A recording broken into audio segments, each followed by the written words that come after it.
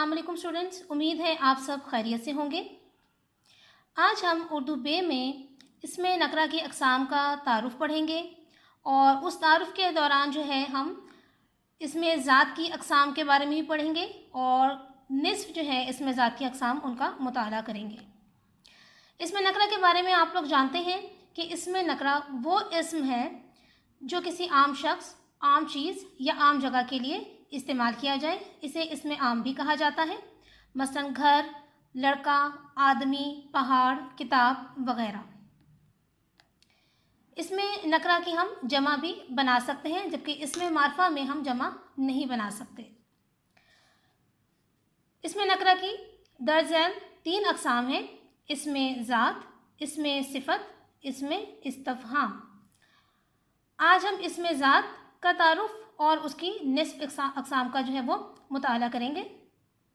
इसमें ज़ात वो इस्म है जो असलियत यानी अलग खूबी की वजह से दूसरी चीज़ों से अलग समझा जाए, यानी कि जिसकी बुनियाद जो है, जिसकी असलियत जो है वो एक चीज़ की दूसरी चीज़ से अलग जो है वो समझी जाए। मसलन यहाँ पर लिखा है कागज़, कलम, पत्थर, लकड़ी वगैरह। पत्थर तमाम एक ही किस्म के होंगे, लकड़ी एक ही किस्म की होगी शक्ल सूरत के लिहाज से। कलम जो है वो अपनी बनावट के लिहाज से दूसरे हो सकते हैं, मुख्तलिफ़ अक़साम के, मुख्तलिफ़ अशकाल के हो सकते हैं, लेकिन बहरहाल हमें पता है कि हम उससे लिखने का काम ही अंजाम देते हैं। इसी तरह से कागज़ मुख्तलिफ़ रंगों के हो सकते हैं, लेकिन हमें पता है कि लिखने और पढ़ने में ही इस्तेमाल किए जाते हैं। आगे इसमें ज़ात की अक़साम। इसमें ज़ात की अक़साम है इसमें मुकब्बर, इसमें मुसग़्ग़र, इसमें ज़र्फ़, इसमें आला और इसमें सौत। आज जो है हम इसकी पहली 3 अक़साम का मुताला करेंगे, यानी इसमें मुकब्बर, इसमें मुसग़्ग़र और इसमें ज़र्फ़। इसमें मुकब्बर जैसे कि नाम से ही ज़ाहिर है, वो इस्म है जिसमें किसी चीज़ के बड़ा होने को ज़ाहिर किया गया हो, जैसे पहाड़ी से पहाड़, थाली से थाल। अब उर्दू ज़ुबान में इसमें मुकब्बर बनाने का कोई ख़ास कायदा नहीं होता, बल्कि बाज़ अस्मा में कुछ कमी बेशी करने से इसमें मुकब्बर बन जाता है। जैसे यहाँ पर पहाड़ी है, तो इसमें हमने कमी किस चीज़ की छोटी को हटा दिया, तो हमारे पास पहाड़ इसमें मुकब्बर बचा। इसी तरह से थाली में भी हमने छोटियों को निकाला, तो हमारे पास थाल जो है वो इसमें मुकब्बर बन गया। इसी तरह से बाज़ हिंदी अल्फाज से पहले महा लगाकर इसमें मुकब्बर बना लिया जाता है, जैसे काज से महाकाज बन जाता है, राजा से महाराजा बन जाता है। फ़ारसी अल्फाज में जो है पहले शह लगाकर इसमें मुकब्बर बनाते हैं, जैसे कि आपने आमतौर पर सुना होगा शह सवार या शाह सवार, शाहरा, शहतूत, शहज़ोर। ये इस तरह भी जो है ये तमाम अल्फाज भी जो हैं हमारे पास इसमें मुकब्बर को ज़ाहिर करते हैं। ये मज़ीद आपको मिसालें इसलिए बताई हैं कि जब कभी आपको इम्तिहानी तरह से ये अल्फाज आ जाएँ पहचान करने के लिए कि कवायद की रूह से दर्ज अल्फाज क्या हैं, तो आपको मालूम हो कि घड़ियाल, थाल, पहाड़, छतर, बतंगड़ ये सब इसमें मुकब्बर हैं उर्दू के। हिंदी के महाकाज, महाभारत, महाराजा जो हैं वो इसमें मुकब्बर हैं, और फ़ारसी में शाह सवार, शाहबाज, शाहकार, शहतीर, शहज़ोर इस तरह के अल्फाज जो हैं वो हमारे पास इसमें मुकब्बर हैं, जो किसी चीज़ की बड़ाई को, किसी चीज़ के बड़ा होने को ज़ाहिर करते हैं। इसके बाद है इसमें मुसग़्ग़र, यानी इसमें तस्ग़ीर जो छोटेपन के मायने ज़ाहिर करता है।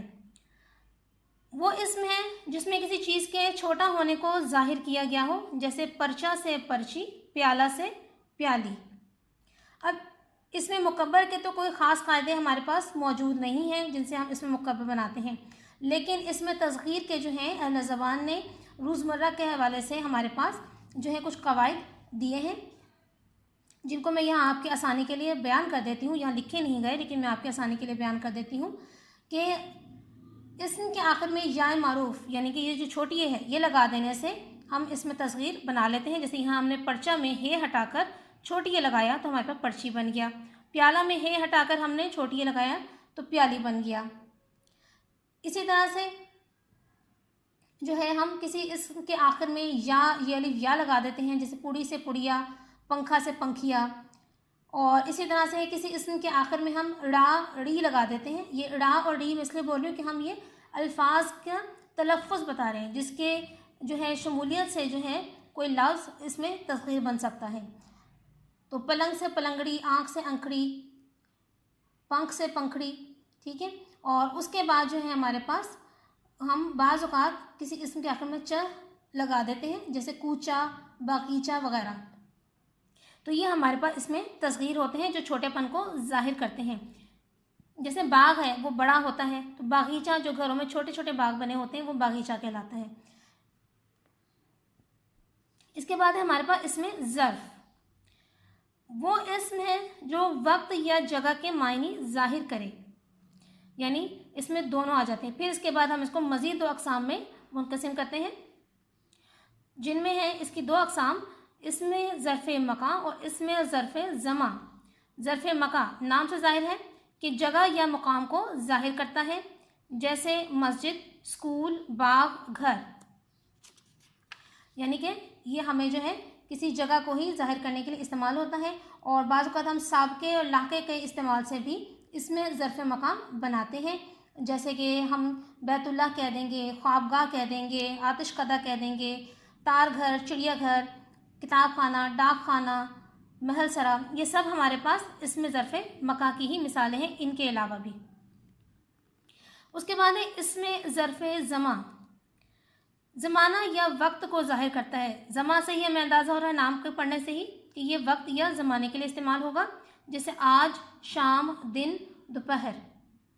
اس کے علاوہ بھی جو ہے ہمارے پاس بہت سارے اس میں ظرف زمان ہیں، مثلا دوپہر، سپہر، پچھلا پہر، سیکنڈ، منٹ، گھڑی، گھنٹہ، ہفتہ، مہینہ، صدی، آج، کل، پرسوں. یہ سب بھی ہمارے پاس اس میں ظرف زمان ہیں جو وقت کو ظاہر کرتے ہیں.